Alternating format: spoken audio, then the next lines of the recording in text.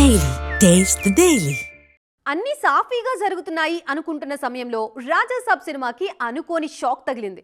విడుదలకి ఇంకా 20 రోజులు ఉండగా హాయిగా అన్ని ప్రమోషన్స్ చేసుకుందాం అని కలలు కంటున్న మేకర్స్కి ఓవర్సీస్ నుంచి పిడుగులాంటి వార్త వచ్చింది. అది కూడా మనకు సంబంధమే లేని అవతార్ 3 నుంచి. మరి ఆ షాక్ ఏంటి? ప్రపంచవ్యాప్తంగా అవతార్ 3 సినిమాపై ఉన్న అంచనాల గురించి ప్రత్యేకంగా చెప్పనక్కర్లేదు.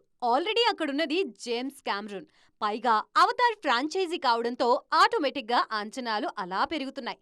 హాలీవుడ్లోనే కాదు, అన్ని దేశాల్లోనూ అవతార్ 3 కోసం ఆసక్తిగా ఎదురుచూస్తున్నారు ఆడియన్స్. అంతా బాగానే ఉంది, కానీ అవతార్ 3 కారణంగా ప్రభాస్ రాజాసాబ్ సినిమాకి దెబ్బ పడేలా ఉందిప్పుడు. ఈ సినిమాని ఇండియాతో పాటు ఓవర్సీస్ లోనూ భారీగా రిలీజ్ చేస్తున్నారు. ఇప్పటికే అక్కడ బుకింగ్స్ కూడా ఓపెన్ చేశారు. జనవరి 8న గ్రాండ్ ప్రీమియర్స్ ఉన్నాయి. కాకపోతే ఫ్యాన్స్ కోరుకునే ఐమాక్స్ వర్షన్ లేకుండానే వస్తున్నాడు రాజాసాబ్. దానికి కారణం అవతార్ 3. డిసెంబర్ 19న రానున్న అవతార్ 3తో ఉన్న 4 వారాల కాంట్రాక్ట్ దృష్ట్యా ఓవర్సీస్ లో రాజాసాబ్ ఐమాక్స్ వర్షన్ ఉండదని తేల్చేసింది ప్రత్యంగిరా సినిమాస్ డిస్ట్రిబ్యూషన్ సంస్థ.